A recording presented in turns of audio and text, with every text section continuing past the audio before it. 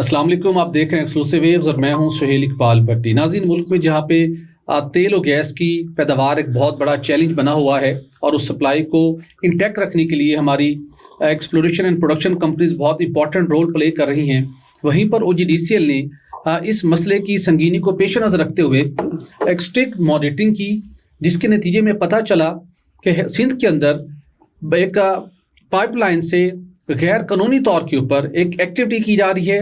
خام تیل چوری کر کے غیر قانونی طور پر قائم ریفائنری کو وہ خام تیل فروخت کیا جا رہا ہے۔ OGDCL نے کیسے اس کو ڈیٹیکٹ کیا، کتنے مالیت کا یہ خام تیل تھا، کون کون اس میں ملوث تھا اور کیا کارروائی عمل میں لائی گئی ہے، اس پر آج کے شو میں بات کریں گے۔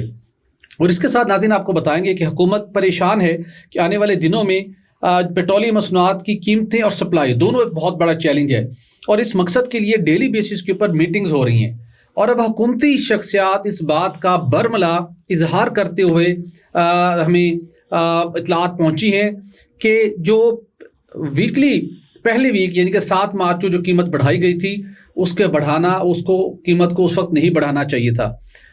حکومت کو کنسرن ہے کہ اوگرا نے گورنمنٹ کو پراپر گائیڈ نہیں کیا، اور اب گورنمنٹ ایک نیا پیٹرولیم مصنوعات کی قیمتوں کے میکنزم پر کام کر رہی ہے، کرنے کیا جا رہی ہے، اس پر بھی آج کے شو میں بات کریں گے۔ اور اس کے ساتھ آپ کو بتائیں گے کہ ابھی تک پیٹرولیم مصنوعات کی کھپت کم نہیں ہوئی، ڈیمانڈ کم نہیں ہوئی، کیا سبسڈی اس سسٹم کو چلایا جا سکتا ہے، یہ حکومت کو کون سے ایسے میئرز لینے ہوں گے جس سے ہم پیٹرولیم مصنوعات کی جو کنزمپشن ہے اس کو کنٹرول کر سکیں۔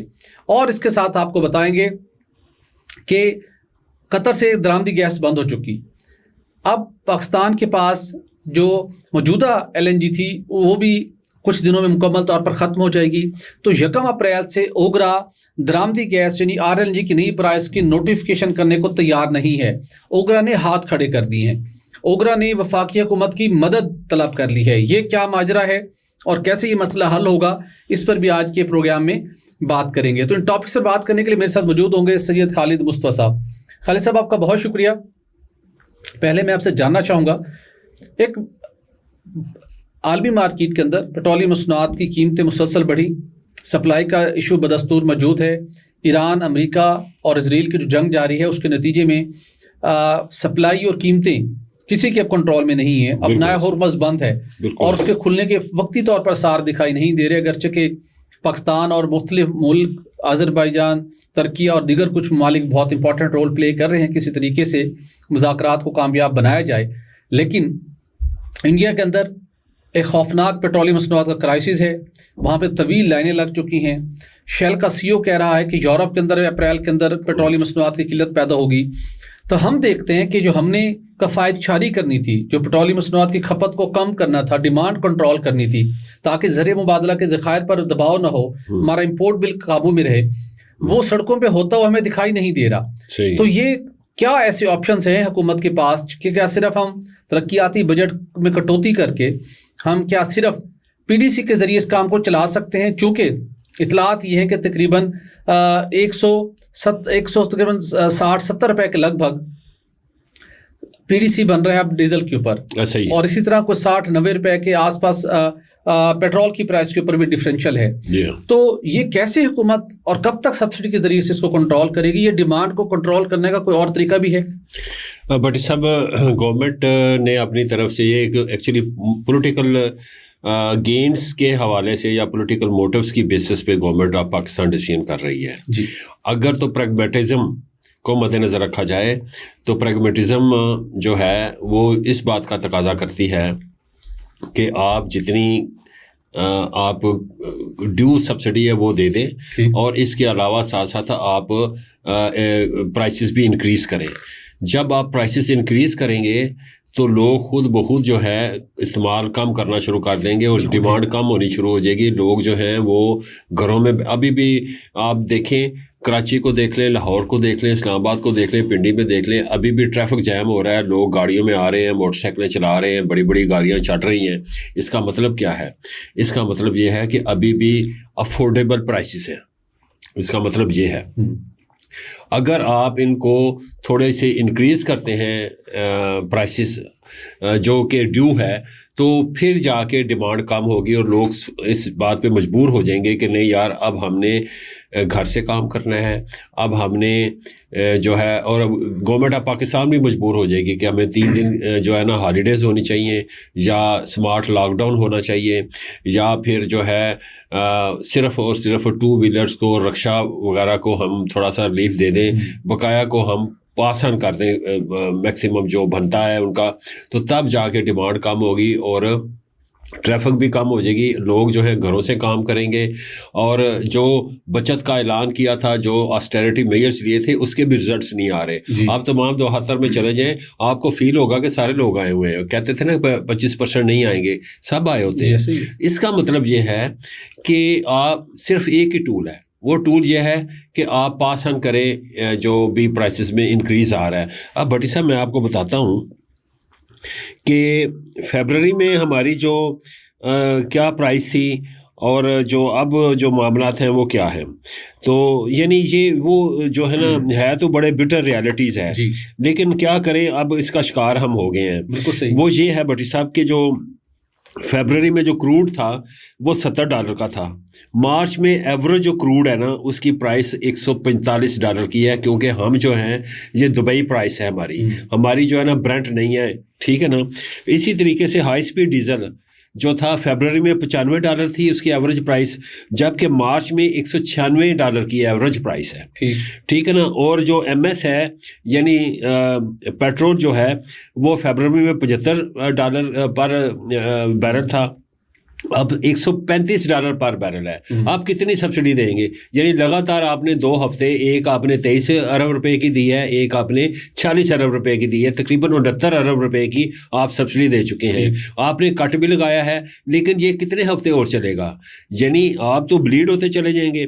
اور انہوں نے اپنی طرف سے یہ حکمت عملی اختیار کی کہ HOBC پہ ہم 200 جو ہے نا روپے پیٹرولیم لیوی بڑھا دیں گے, اور انہوں نے سمجھا کہ یہ صرف اور صرف ایفلوئنٹ پیپل استعمال کرتے ہیں. بھٹی صاحب جو ایفلوئنٹ پیپل ہیں نا ان کے پاس 3 گاڑیاں ہیں, وہ پیٹرول کی بھی چلاتے ہیں گاڑی, ان کے پاس 4 موٹر سائیکلیں بھی ہیں. تو مسئلہ یہ نہیں ہے. آپ نے ہوا کیا ہے کہ لوگ HOBC سے سوئچ کر کے پیٹرول پہ آ گئے ہیں. تو HOBC پہ جو آپ نے لگائی تھی اور اس کی جو پرائس ہے وہ ڈی ریگولیٹڈ ہے. اچھا 535 روپے اس کی پرائس بنتی ہے, لیکن کچھ جو پیٹرول پمپس ہیں وہ 600 روپے پہ بیچ رہے ہیں. تو لوگ جو ہیں وہ جتنا مرضی امیر ہو وہ 600 روپے پر لیٹر تو نہیں لے گا نا سر. تو اس سے ہوا کیا ہے کہ جو آپ نے وہاں سے کمائی کرنی تھی بھٹی صاحب 9 ارب روپے کی, وہ 9 ارب روپے آپ ایکچولی ڈسکاؤنٹ دینا چاہ رہے تھے غریب لوگوں کو, تو وہ پیسے آپ کو حاصل نہیں ہو سکیں گے. تو کہنے کا مطلب یہ ہے کہ یہ ایک تو اسٹیک ہولڈرز کو آن بورڈ کر کے یہ اس قسم کے جو ہے نا سٹیپس لینے چاہیے. یہ نہیں ہونا چاہیے کہ کیلکولیٹر پکڑا ہوا ہے اور آپ کہیں کہ HOBC بڑھا دیتے ہیں سر 200 پیٹرولیم لیوی اس پہ بڑھا دیتے ہیں, اتنے پیسے آ جائیں گے سر, وہ پیسے جو ہے نا ہم ادھر ڈائیورٹ کر دیں گے. ایسا نہیں ہوتا. ہوا کیا ہے کہ وہ جو فیکچوئل بات یہ ہے کہ HOBC کی سیل جو ہے وہ بہت زیادہ گر گئی ہے. OMCs نے اس کی اب آرڈر ہی نہیں دے رہے HOBC کی, اس لیے کہ وہ بک نہیں رہی, تو وہ پھر الٹا نقصان ہو گیا ہے.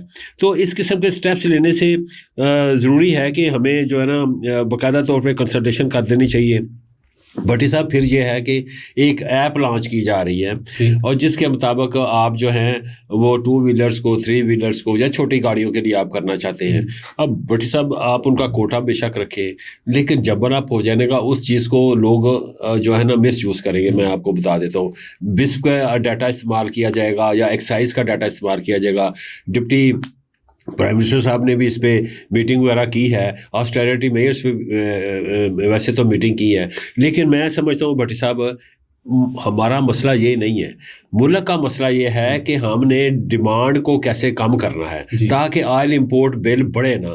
اب جو پہلے جو کچھ اکانومسٹ یہ کہہ رہے تھے کہ $8 ارب کا جو ہے نا امپورٹ بل بڑھنے کا یعنی کہ خدشہ ظاہر انہوں نے کیا, لیکن کل میری جو ہے وہ ہارسز ماؤتھ سے بات ہوئی تو انہوں نے مجھے بتایا کہ ہمیں یہ ڈر ہے کہ یہ ڈبل ہو جائے گا. اچھا. تو ڈبل کرنے سے بہتر ہے کہ یار آپ اس کی ڈیمانڈ کو کم کریں, اور ڈیمانڈ اسی وقت کم ہوگی جب آپ پرائسز کو انکریز کریں گے.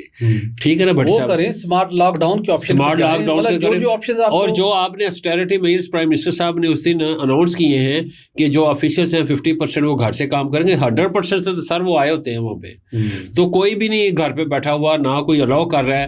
تو کہنے کا مطلب یہ ہے کہ بڑے صاحب کوئی سیونگ نہیں ہو رہی, کچھ بھی نہیں ہو رہا. تو یہ اس حوالے سے نا ہمیں اوپر سے میں بتا دوں کہ کرائسس اتنا خوفناک ہے کہ یہ بات ضرور میں بٹ صاحب اس کا مینشن کروں گا کہ ہاں جو as far as the availability of the petroleum products, اس پہ گورنمنٹ آف پاکستان نے ڈے 1 سے کام شروع کر دیا تھا. یعنی کہ جب 28 فروری کو جب حملہ کیا ہے ایران پہ, تو ہمارے جو ٹاپ ڈیسیژن میکرز تھے انہوں نے فوراً سے پہلے یہ فیصلہ کر لیا تھا کہ کون کون سی آپشنس ہیں جہاں سے ہم کروڈ آئل وغیرہ فوراً سے پہلے لے آئیں گے. اچھا بٹی صاحب, ہوا یہ کہ کروڈ آئل جو ہے نا ہم نے فجیرہ سے بھی ارینج کیا, جامبو سے بھی ارینج کر لیا. اب ہمارے پاس جو ان ہینڈ جو سٹاک ہے وہ 15 دن کا ہے کروڈ آئل کا, لیکن اگر اس میں جن کے آرڈرز دیے ہوئے ہیں یا جو راستے میں شپ ہیں ہمارے راستے میں ہیں اور کروڈ آئل لے کے آ رہے ہیں راستے میں, ان کو اگر میں شامل کر لوں تو یہ تقریباً 25 اپریل تک ہمارے پاس سٹاک ہے. ٹھیک ہے نا, تو اس حوالے سے ہمیں پریشانی نہیں ہے. اس وقت ڈیمانڈ کم کرنی ہے, ڈیمانڈ کم کرنا پڑا, امپورٹ بل کنٹرول کرنا, امپورٹ بل کنٹرول, یہ چیلنج ہے. بٹ سب دوسرا یہ ہے کہ جو ہماری اس وقت جو پارکو ہے 100% کیپیسٹی پہ چل رہی ہے. NRL اور PRL جو کہ 60 اور 50% کیپیسٹی پہ چلا کرتی تھی وہ 80% کیپیسٹی پہ چل رہی ہیں. اس کا مطلب یہ ہے کہ ہمارے پاس کروڈ آئل ابنڈنٹلی اویلیبل ہے, گھبرانے کی ضرورت نہیں ہے. گھبرانا جس چیز سے ہے وہ یہ ہے کہ آئل امپورٹ بل کو کم کیا جائے. تو اگر آپ انسینٹیوائز کرتے جائیں گے اور سبسڈیاں دیتے جائیں گے تو ہوگا کیا کہ ڈیمانڈ آپ کی جو ہے وہ ڈیکریز نہیں ہونی. بالکل ٹھیک, تو یہ ایشو ہے. بالکل ٹھیک, یہ یقینی طور کے اوپر ایک ایشو ہے. اور خالد صاحب آگے بڑھتے ہیں, ایک اور بہت بڑا مسئلہ تھا اور اس مسئلے کا نتیجے میں قومی خزانے کو اربوں روپے کا نقصان پہنچ رہا تھا. اچھا, ہماری آپ کو پتہ ہے کہ پارکو کی وائٹل پائپ لائن ہے, پارکو اس کو آپریٹ کرتی ہے.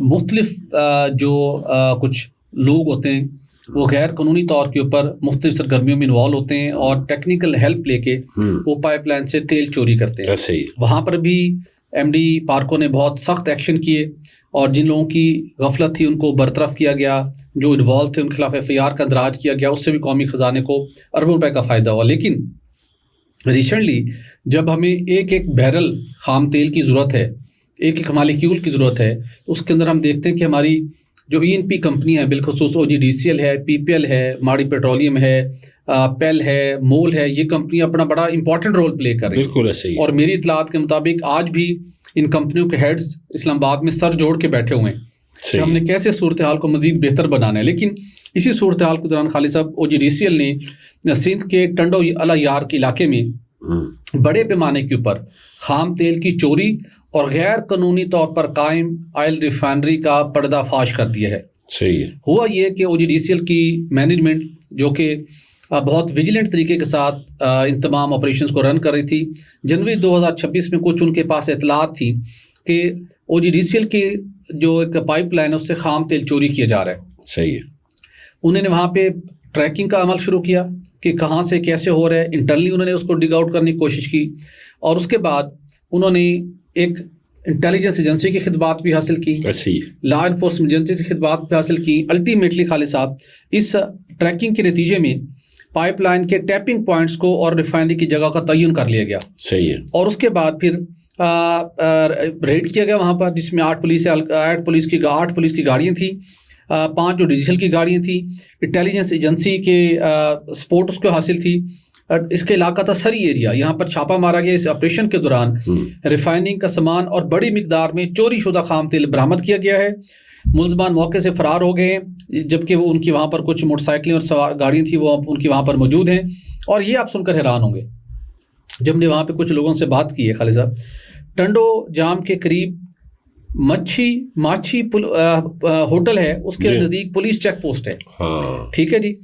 کنڑ پساکی ڈیپ سے جو ایک KPD کی TAY oil field pipe line ہے اس میں غیر قانونی طور پر ٹیپ لگا رکھا تھا، ٹیپس کو وہاں پہ ایک ٹیپ لگا کر وہاں سے اس کو چوری کیا جا رہا تھا. صحیح ہے. 7 پولیس چیک پوسٹ ہے جی، وہاں پہ یہ واردات ہو رہی ہے جی، اندازہ کریں. ٹھیک ہے. اور یہ طویل عرصے سے یہ کام جاری تھا، اور اس کے بعد پتہ چلا کہ نیو حیدرآباد سٹی میں واقع غیر قانونی ریفائنری جہاں اس کو پروسیس کیا جاتا تھا، پھر مارکیٹ میں، مقامی مارکیٹ میں فروخت کیا جاتا تھا. پہلا OGDCL کو نقصان پہنچایا جاتا تھا، دوسرا قومی خزانے کا نقصان، ٹیکس کے مد میں نقصان، اس اربوں روپے کا نقصان. اس کے بعد غیر محفوظ طریقے سے اس کی ریفائننگ اور اس کی ٹرانسپورٹیشن ہو رہی ہے. یہ ایک اور بہت بڑا خطرناک صورتحال پیدا ہو سکتی تھی. تو یہ اس کے اوپر basically anti terrorist act apply ہوتا تھا. خالد صاحب بالکل ایسا ہی ہے. FIR درج ہو چکی ہے، اور یہ بھی میں بتا دوں کہ کن کن کے خلاف FIR درج ہوئی ہے. جس کے اندر یہ جو ملزمان ہیں، اس گینگ کے لیڈر تھے وزیر داؤدانی، اچھا، اس کے ساتھ غنی داؤدانی ہے، بادشاہ نظامانی ہے، مہان نظامانی ہے، اور دیگر 6 افراد ہیں جن کے خلاف یہ کیس درج کیا گیا ہے. پولیس نے 3 سزوکی گاڑیاں اور ایک مزدہ ٹرک بھی برآمد کیا جس میں چوری شدہ تیل موجود تھا. صحیح ہے. مقامی لوگوں کے اندر بھی اس کے حفاظتی اور ماحولیاتی خطرات کے حوالے سے بڑی تشویش پائی جاتی ہے. بڑا خطرناک معاملہ تھا، کسی بھی وقت بہت بڑا حادثہ ہو سکتا تھا. تاہم ہم دیکھتے ہیں کہ OGDCL نے اس نے علاقائی جو تنازعات جاری ہیں اس کے پیش نظر ایک بڑی پرو ایکٹیو اپروچ اپنائی، اپنی ٹیم کو ڈپلوائے کیا. OGDCL کے ان لوگوں کو بھی میں سلام پیش کرتا ہوں جو انٹرنلی جنہوں نے اس کو پہلے ڈگ آؤٹ کیا. صحیح ہے. انٹیلیجنس ایجنسیز کے اہلکاروں کی اس کے اندر بڑی قومی فریضہ انہوں نے سر انجام دیا ہے. لیکن اس سارے نیٹ ورک کے اندر نا جو چیز فردر ڈگ آؤٹ کرنے کی ضرورت ہے، اس کے اندر اور بھی ایسے لوگ انٹرنلی انوالو ہوں گے جو ان لوگوں کو کہیں نہ کہیں فیسیلیٹیٹ کریں. بالکل بھٹی صاحب، یہی چیز جو ہے نا میں ایکچولی ہائی لائٹ کرنا چاہتا ہوں کہ یہ کنائیونس کے بغیر یہ کام نہیں ہو سکتا. اور OGDCL کو اپنے محکمے کے اندر بھی دیکھنا ہوگا کہ کون لوگ شامل ہو سکتے ہیں. اسی طریقے سے لا انفورسمنٹ ایجنسیز کے لوگ بھی شامل ہو سکتے ہیں جو مل ملا کے سارے کام کر رہے ہیں. پولیس کی چیک پوسٹ ساتھ ہے. میرے خیال میں جس انٹیلیجنس ایجنسی نے کی رول پلے کیا نا اس کی ہیلپ لیں. پولیس کون انوالو ہے؟ بالکل کوئی ملازمین افسران میں سے کوئی انوالو ہے. ٹھیک ہے. تو چونکہ پارکوں کے اندر جب یہ معاملہ آیا تھا وہاں پہ اندر کے لوگوں کی کچھ مبینہ ملی بھگت بھی تھی اور غفلت بھی تھی، تو ایکشن ہوا تھا. تو یہاں پہ اس نیٹ ورک کو پراپر جو آپ نے بریک کرنے نا تو ان لوگوں تک پہنچنا بھی اشد ضروری ہے. دیکھیں بھٹی صاحب، ہماری E&P کمپنیز جو ہیں ان کا کام کیا ہے؟ ایکسپلوریشن پروڈکشن کرنا. اور یہ جو لیکیجز ہیں، یہ جو سارے کام ہیں، یہ وہاں کے جو لوگ ہیں یا وہاں کے جو اتھارٹیز ہیں ان کا کام ہوتا ہے کہ وہ آپ لوگوں کے لیے CSR کی ایکٹیویٹیز میں بہت زیادہ آپ کو فیسیلیٹیٹ کر رہی ہوتی ہیں. تو یہ وہاں کے عوام کا، وہاں کے جو گورنمنٹ کے جو صوبائی گورنمنٹ کے جو ادارے ہوتے ہیں ان کا یہ مورل رول بڑھ جاتا ہے کہ جی یار ہمیں یہ جو کمپنی ہے جو یہاں پہ جس نے ایکسپلوریشن پروڈکشن کی ہے تو وہ ہمیں اتنی زیادہ سہولیات دے رہی ہیں، اسکول کھولے ہوئے ہیں، ہمارے بچوں کو ملازمتیں دی ہوئی ہیں، سب کچھ دیا ہوا ہے.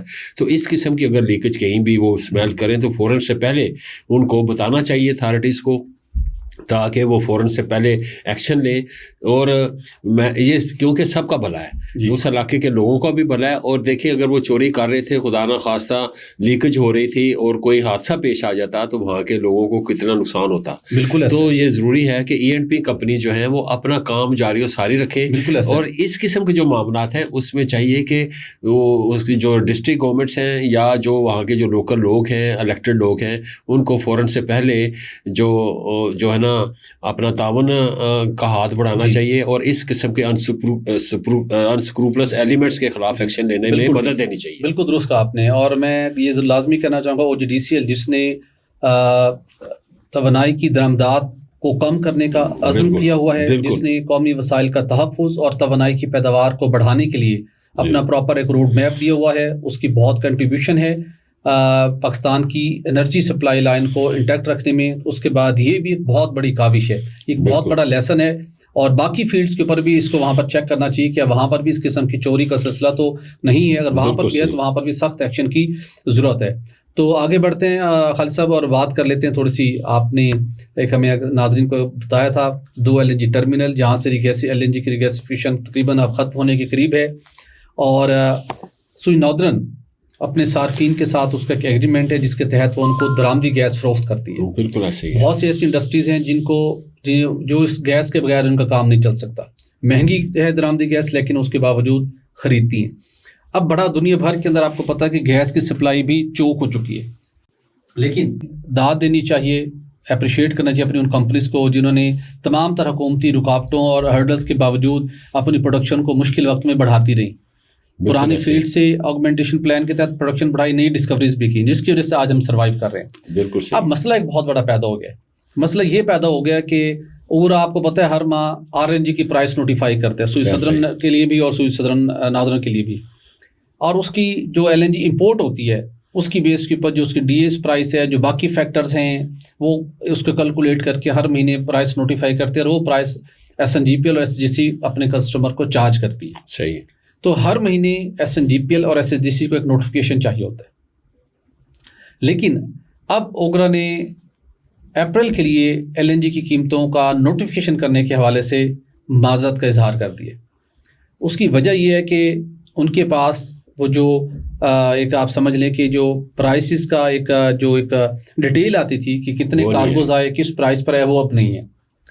اب جو کسٹمر ہے وہ SNGPL کے اور SGC کے وہ پریشان ہیں, ان کو تو بلا تعطل گیس چاہیے. صحیح. اب گیس کمپنی پریشان ہے چونکہ ان کا اوگرا کے ڈٹرمنیشن کے مطابق ہر کیٹیگری کے لیے ایک الگ ٹیرف ہوتا ہے, اس ٹیرف کے مطابق ان کے ریونیو ریکوائرمنٹ ڈٹرمن ہوتی ہے اور اس کے مطابق اپنا کام کرتی ہے. صحیح. اب اوگرا کہتی ہے کہ میں تو اپنا خود مائنڈ اپنا اپلائی نہیں کرنا, ہم فیڈرل گورنمنٹ سے پالیسی گائیڈ لائن لیں گے. صحیح. کہ ہمیں کیا کرنا چاہیے. جبکہ کمپنیاں سوئی سدرن پریشان ہے, سوئی ناردرن پریشان ہے کہ گیس کی سپلائی ہم نے جاری رکھنی ہے اور اپنے ریونیو ریکوائرمنٹ کو مد نظر رکھتے ہوئے ہم نے تو ایک ریٹ اپلائی کرنا ہے, اس کے مطابق ریکوری کرنی ہے. تو ایک بڑی پریشانی بنی ہوئی ہے. اب اوگرا فیڈرل گورنمنٹ سے رجوع کر رہا ہے, وہاں سے پالیسی گائیڈ لائنس کے لیے ڈیفینیٹلی بڑا ٹائم لگے گا, جو وہاں پہ حالات بنے ہوئے ہیں اور وہاں پہ پالیسی گائیڈ لائنز آئیں گی, پھر یہ معاملہ طے ہوگا. اس کے ساتھ ساتھ پیٹرولیم پرائسز کے اوپر بھی ایک بہت بڑا میچ پڑ گیا. اچھا. پرائم منسٹر نے کمیٹی بنائی, کمیٹی ڈیلی بہت ڈیپلی ان چیزوں کو اسٹڈی کر رہی ہے, اور انہوں نے اس وقت اوگرا کو وہ توپ کے دہانے پہ رکھا ہوا ہے. اچھا. وہ کہتے ہیں جناب کہ ہمارے پاس 28 دنوں کا اسٹوریج پیٹرولیم مصنوعات کا ذخیرہ تھا. صحیح. 7 مارچ سے جو قیمت میں اضافہ ہوا ویکلی بیس کے اوپر, وہ اوگرا نے کیوں ہمیں ٹائملی صحیح گائیڈ نہیں کیا کہ ہمیں وہ ویکلی بیسس پہ نہیں جانا چاہیے تھا, ہمیں فورٹ نائٹلی ہی جا کے کرنا چاہیے تھا. صحیح. جس کے نتیجے میں بڑے مسائل پیدا ہوئے ہیں. صحیح. اور جو موجودہ طریقہ کار ویکلی کے بیسس کا چل رہا ہے, وہ کمیٹی کے بیشتر ارکان اس سے اسٹل اس کے ساتھ ابھی وہ سہمت نہیں ہے, وہ اس کے ساتھ ایگری نہیں کر رہے. اچھا. اور وہاں پہ یہ ورکنگ جاری ہے کہ ہم کو نیا میکنزم لے کے آئیں. تو فورٹ نائٹلی بھی ہو سکتا ہے, اسٹاکس کی اویلیبلٹی کے حوالے سے ہو سکتا ہے, اوپننگ اسٹاک کیا تھے, کلوزنگ اسٹاکس کیا تھے. تو اب ان چیزوں کو کیٹر کیا جا رہا ہے, جس کے اوپر میڈیا کے اندر بھی ایک کنسرن پیدا ہوا تھا, ریزرویشن شو کی تھی, عوام کے اندر بھی بڑے مسائل پیدا ہوئے تھے. تو اب آنے والے دنوں میں جو موجودہ پیٹرولیم مصنوعات کی ورکنگ کا کیلکولیشن کا جو ایک فارمولہ ہے, آنے والے دنوں میں یہ تبدیل ہونے جا رہا ہے. اور یہ آج کل میں یہ فیصلہ ہو جانا ہے. اچھا, زبردست. کیونکہ اس کے بہت تیزی کے ساتھ کام ہو رہا ہے اور یہ بڑی پریشانی بنی ہوئی ہے. تو اب دیکھتے ہیں کہ وہ نیا فارمولہ کیا بنتا ہے. لیکن اس وقت اوگرا کی خوب شامت آئی ہوئی ہے, اور 2 کیبنٹ کے منسٹرز نے بالکل جو ہے نا وہ چیزوں کو بڑا اگریسولی انہوں نے ٹیک اپ کیا ہوا ہے. اچھا. اور وہ چاہتے ہیں کہ ہم اس چیز کا ایک پرماننٹ اور ایک سسٹینیبل سلوشن نکال کے پرائم منسٹر کے پاس لے کے جائیں اور پھر اسی سے کیبنٹ سے اپروو کروائیں. اچھا.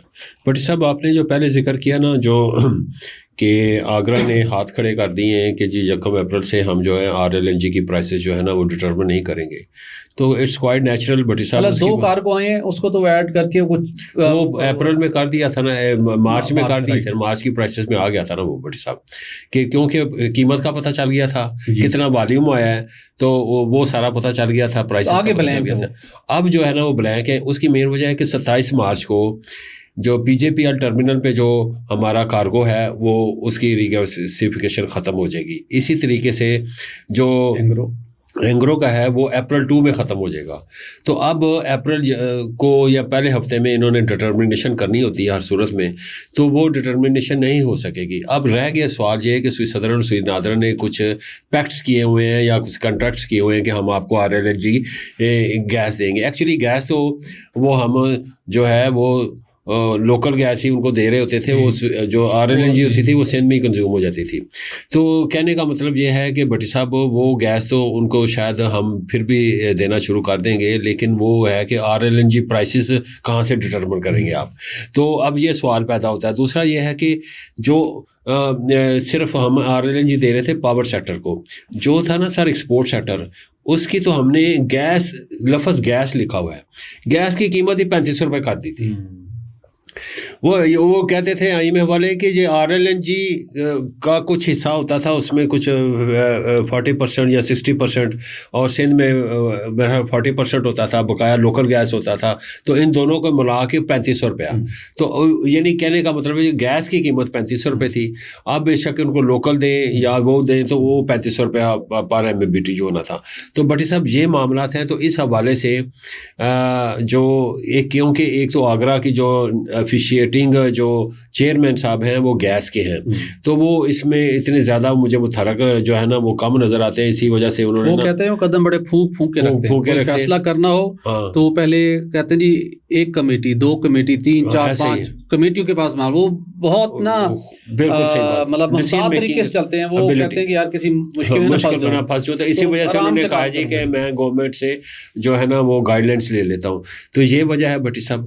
اور دوسری وجہ میں آپ کو یہ بھی ذکر کرنا چاہ رہا تھا کہ یورپ کے معاملات جو ہے نا بھٹی صاحب, یورپ جو ہے جس کو ہم کہتے ہیں EU 27 ممالک کا ایک بلاک ہے بھٹی صاحب, وہ جو ہے نیکسٹ منتھ وہاں پہ یورپ میں run out of the fuel. Next month وہاں پہ فیول ہی نہیں ہو سکتا بھٹی صاحب. پہلے وہ تیل لیا کرتا تھا یا گیس لیا کرتے تھا کس سے, رشیا سے. 3 سالوں سے انہوں نے بڑا سسٹم کو ریپلیس کیا اور LNG پہ لے کے گئی. اب LNG جو قطر سے لیتے تھے تو LNG انہیں مل نہیں رہی, تو وہ انہوں نے تھوڑا سے جو آلٹرنیٹ ملتے ہیں ان کو, یا آسٹریلیا سے یا نائجیریا سے, وہ بڑے مہنگے ہیں, یا جامبو سے وہ لے رہے ہیں. لیکن وہ جو ان کی ڈیمانڈ تھی جو وہ لے رہے تھے قطر سے, اس کا 50% بھی نہیں ان کا پورا ہو رہا. تو وہاں پہ جو ہے نا انرجی کرائسس بہت زیادہ آنے والا ہے. جب وہاں پہ انرجی کرائسس آئے گا تو ان کی آلریڈی جو سنکنگ اکانومی ہے مزید سنک ہو جائے گی, اور وہ ان کے حالات بہت خراب ہو جائیں گے, مجھے یہ لگتا ہے. تو کہنے کا مطلب یہ ہے بھٹی صاحب, ہم بہت زبردست ہیں اس وقت. ہمارا جو ہے نا جو الیکٹریسٹی جنریشن کا جو مکس ہے وہ زیادہ تر جو ہے نا 74% ہمارا لوکل ہو چکا ہوا ہے, ٹھیک ہے نا. تو امپورٹڈ فیول پہ ہم کم ہیں. تو کول ہے ہمارے پاس, ہائیڈرو جنریشن ہے, نیوکلیئر ہے, سولر ہے. سولر نے ہمیں بڑا بیل آؤٹ کیا ہے, ٹھیک ہے نا. تو دوسری طرف ہماری جو لوکل گیس ہے بھٹی صاحب, اس نے ہمیں بڑا بیل آؤٹ کیا ہے. تو ہم جو ہے نا بڑی اچھی پوزیشن میں ہیں as compare to the India, as compare to Bangladesh. انہوں نے وہ پہلے پرو ایکٹیو نہیں ہوئے, ہم پہلے سے فوراً ہم ایکشن میں آگے, جس کی وجہ سے ہم جو ہے نا اویلیبل ہے ہمارے پاس ابنڈنٹلی کروڈ آئل. بالکل ٹھیک, بالکل درست کہا آپ نے. لیکن اس کے ساتھ ساتھ ہمیں اپنی جو انڈیجنس پروڈکشن ہے وہ گیس کی ہو یا آئل کی ہو, اس کے بڑھنے کی راہ میں جو رکاوٹیں ہیں اس کو دور کرنے کی ضرورت ہے. یہ وہ راستہ ہے جو آج بھی اور مستقبل کے اندر بھی پاکستان کی انرجی کی ایک لائف لائن ہے. ناظرین آج کے لیے اتنا ہی, ہمیں دیجیے اجازت. اپنا رکھیے گا خیال, ہمارے چینل کو لائک اور سبسکرائب کرنا مت بھولیے گا. اللہ حافظ.